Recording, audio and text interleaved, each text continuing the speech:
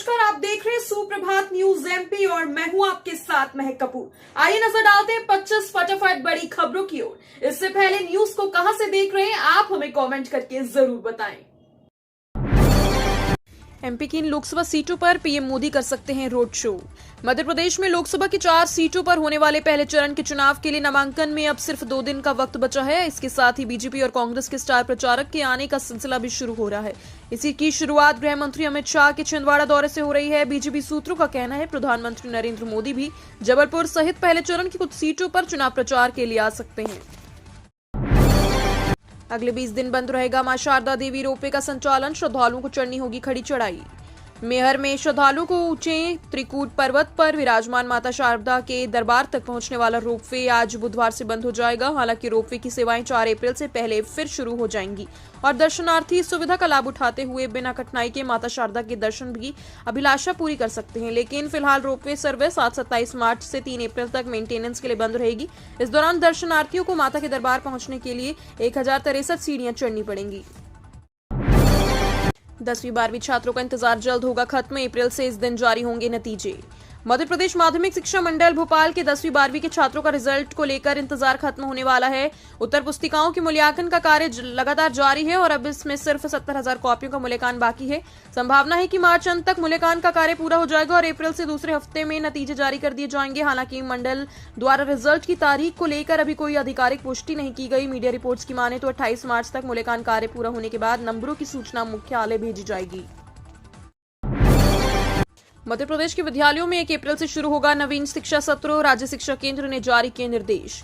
प्रदेश की सरकारी व निजी स्कूलों का शैक्षणिक सत्र 1 अप्रैल से शुरू होगा। इसके लिए स्कूल शिक्षा विभाग ने सरकारी स्कूलों के लिए नवीन शिक्षा सत्र 2024-25 में नामांकन एवं पुनर्भ्यास संबंधी दिशा निर्देश जारी कर दिए हैं। पहले 1 माह तक विद्यार्थियों को बुनियादी शिक्षा के लिए पुनर्भ्यास कराया जाएगा। इसके बाद जून में जब स्कूल खुलेंगे तो नई शिक्षा में कक्षा में पढ़ाई होगी।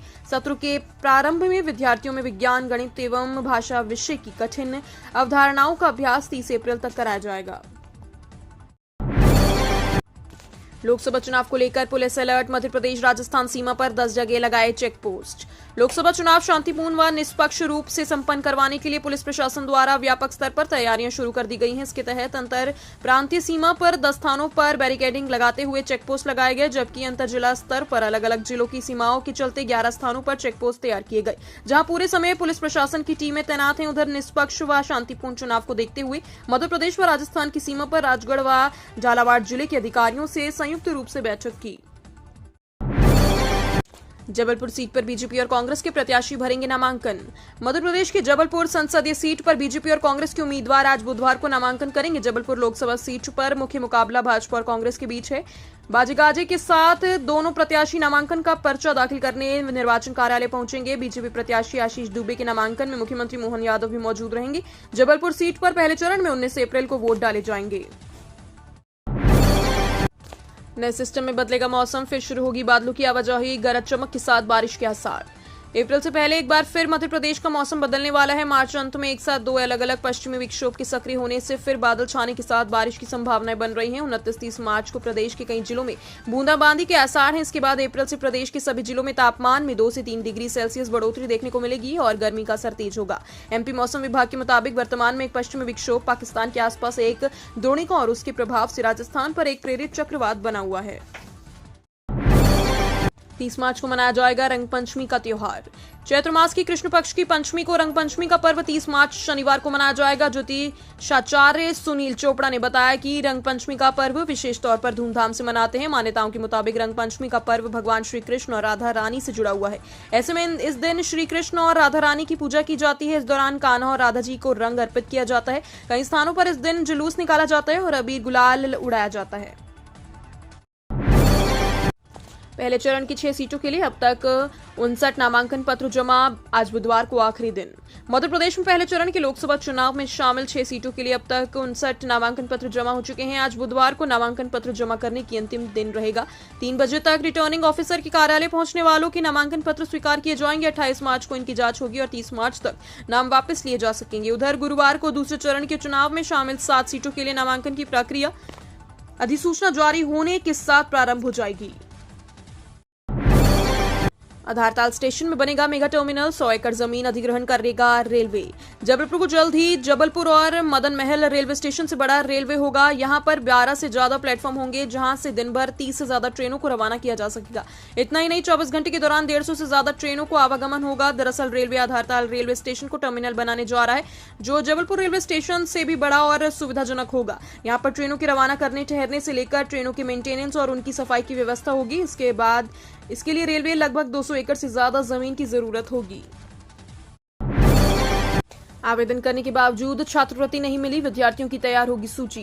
केंद्रीय व प्रदेश स्तर पर मिलने वाली छात्रवृत्ति योजना को लेकर स्थिति ठीक नहीं है। बजट के अभाव में हजारों की संख्या में विद्यार्थियों को राशि आवंटित होना बाकी है, जबकि ऐसे भी सैकड़ों छात्र छात्राएं जिन्हें छात्रवृत्ति की कुछ प्रतिशत राशि का इंतजार है। इस वजह से शैक्षणिक संस्थानों में इन विद्यार्थियों की फीस जमा नहीं हुई है। इनमें अल्पसंख्यक विद्यार्थियों की संख्या सबसे ज्यादा है। अब संस्थानों ने उच्च शिक्षा विभाग को पत्र लिखा है। हालांकि अब देवी अहिल्या विश्वविद्यालय ऐसे विद्यार्थियों की सूची बनाने में लगा है। खुजराहो में ओबीसी प्रत्याशी उतार सकती है समाजवादी पार्टी, जल्द होगा फैसला। आईएनडीआई गठबंधन के अंतर्गत समाजवादी पार्टी को मिली मध्य प्रदेश की खुजराहो सीट पर पार्टी किसी ओबीसी उम्मीदवार को मैदान में उतार सकती है। 2 दिन पहले लखनऊ में प्रत्याशी चयन को लेकर पार्टी के राष्ट्रीय अध्यक्ष अखिलेश यादव और प्रदेश अधिकारियों के बीच बैठक में इस बात पर चर्चा हुई। इसकी वजह से लोकसभा क्षेत्र में लगभग 3 लाख पटेल, 2 लाख यादव मतदाता हैं। सपा के कुछ पुराने नेताओं ने यहां से चुनाव लड़ने से मना कर दिया। ऐसे में पार्टी इस सीट से नया चेहरा उतारने की तैयारी कर रही है।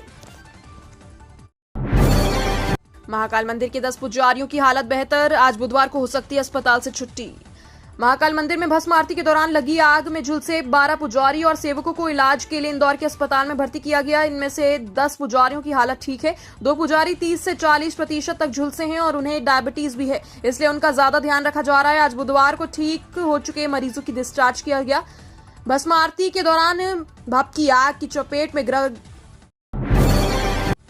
इंदौर में ग्रामीणों की समस्या जानने के लिए SGSITS के छात्र हुए गांव के लिए रवाना। कृषि, स्वास्थ्य, बैंकिंग और रोजगार जैसी समस्याओं को दूर करने के लिए 26 मार्च को SGSITS छात्र भ्रमण करने के लिए निकले। दरअसल उन्नत भारत अभियान के तहत श्री गोविंद राम सेकसरिया प्रौद्योगिकी एवं विज्ञान संस्थान द्वारा चलो गांव की ओर प्रोग्राम की शुरुआत की गई। इस अभियान के तहत 900 बच्चे 105 गांव में जाकर ग्रामीणों के बीच रहकर न सिर्फ उनकी परेशानियों को समझेंगे, बल्कि उनके समाधान के लिए प्रौद्योगिकी भी तैयार करेंगे। नगर निगम मुख्यालय में अव्यवस्था और गंदगी देख नाराज हुए निगम आयुक्त। शहर को साफ सुथरा रखने का दावा करने वाले नगर निगम के मुख्यालय में ही सफाई व्यवस्था की धज्जियां उड़ रही हैं। मंगलवार को निगम आयुक्त शिवम वर्मा ने मुख्यालय स्थित अलग अलग विभागों का दौरा किया तो वह देखकर आश्चर्यचकित रह गए कि कर्मचारी अधिकारी लापरवाही के आलम में गंदगी के बीच बैठकर काम कर रहे थे। राजस्व विभाग में जहां बड़ी संख्या में लोग बकाया कर जमा कराने आते हैं, वहां लान लोगों को पीने के लिए पानी था और न ही सुविधा घर की पर्याप्त व्यवस्था। निगम आयुक्त ने इस पर नाराजगी जताई और अधीक्षक को कारण बताओ नोटिस जारी करने का निर्देश दिए। कर्मचारियों पेंशनरों को मिला डबल गिफ्ट, डीए के अलावा बड़े 9 और भत्ते। देश के 1 करोड़ से अधिक केंद्रीय कर्मचारियों और पेंशनरों के लिए खुशखबरी है। लोकसभा चुनाव की आचार संहिता लगने से पहले केंद्र की मोदी सरकार ने जनवरी 2024 से 4% महंगाई भत्ते और महंगाई राहत में वृद्धि कर दी, जिसके बाद डीए 46% से बढ़कर 50% हो गया। इसका लाभ मार्च की सैलरी में एरियर के साथ मिलेगा, जो अप्रैल में आएगी। डीए, डीआर के अलावा HRA समेत 9 अन्य भत्तों की भी इजाफा किया गया। दरअसल बीते दिनों प्रधानमंत्री नरेंद्र मोदी की अध्यक्षता में हुई कैबिनेट बैठक में कर्मचारियों के 4% महंगाई भत्ते और पेंशन भोगियों के 4% महंगाई राहत में वृद्धि को मंजूरी दे दी गई। कांग्रेस नेता लक्ष्मण सिंह ने ली अरविंद केजरीवाल पर चुटकी। शराब पॉलिसी मामले में अरविंद केजरीवाल इस समय ईडी की कस्टडी में है। 28 मार्च तक ईडी को केजरीवाल की कस्टडी की अनुमति मिली है। गिरफ्तारी को लेकर वहीं आम आदमी पार्टी का प्रदर्शन चल रहा है तो कहीं अरविंद केजरीवाल के विरोध में भाजपा के कार्यकर्ता प्रदर्शन कर रहे हैं। एक और जहां इंडिया गठबंधन और गठबंधन से जुड़ी पार्टियों के नेता केजरीवाल की गिरफ्तारी पर भारी विरोध दर्ज कर रहे हैं, वहीं दूसरी ओर भाजपा और भाजपा की साथी पार्टियां इसको कोर्ट का फैसला बतलाते हुए करार दे रही हैं। गर्मियों में नहीं हो पाएगी नीलगायों की शिफ्टिंग। प्रदेश में नीलगायों से निपटने के लिए दक्षिण अफ्रीका से जो दल मध्य प्रदेश में आया था वह अब लौट गया है। गर्मियों में नीलगायों को ट्रैंकुलाइज करके शिफ्ट करना संभव नहीं है, इसलिए अब गर्मी का मौसम जाने का इंतजार किया जाएगा। ग्वालियर में महाराजपुरा एयरफोर्स स्टेशन से लेकर मंदसौर, रतलाम सहित कई हिस्सों में नीलगायों के कारण बड़ी परेशानी होती है। ग्वालियर एयरबस पर तो गंभीर खतरा है। इसी कारण बोमा तकनीक से नीलगायों से निपटा जाना है। ग्वालियर एयरबस से नीलगायों को कूनो व गांधी सागर अभयारण्य में छोड़ने जाने की योजना है। कर्मचारियों को वेतन नहीं बांट पा रहे और आचार संहिता में 4.5 करोड़ के निर्माण कार्यों के टेंडर जारी कर दिए गए। आर्थिक संकट से जूझ रहे सबलगढ़ नगर पालिका के पास कर्मचारियों को वेतन बांटने के लिए पैसा नहीं है। 6 महीने से वेतन नहीं मिलने से गुस्साए सफाई कर्मी बीते सप्ताह हड़ताल पर बैठ गए, लेकिन यही नगर पालिका आचार संहिता का उल्लंघन करते हुए 4 करोड़ रुपए से ज्यादा के निर्माण काम करने की टेंडर जारी कर चुका है, वह भी आचार संहिता में। क्षेत्रीय जनप्रतिनिधि इस घोटाले की नजर से देख रहे हैं, वहीं नगरीय निकायों में बड़े अफसर इसे आचार संहिता का उल्लंघन मान रहे हैं। छिंदवाड़ा लोकसभा सीट से नकुलनाथ ने किया नामांकन।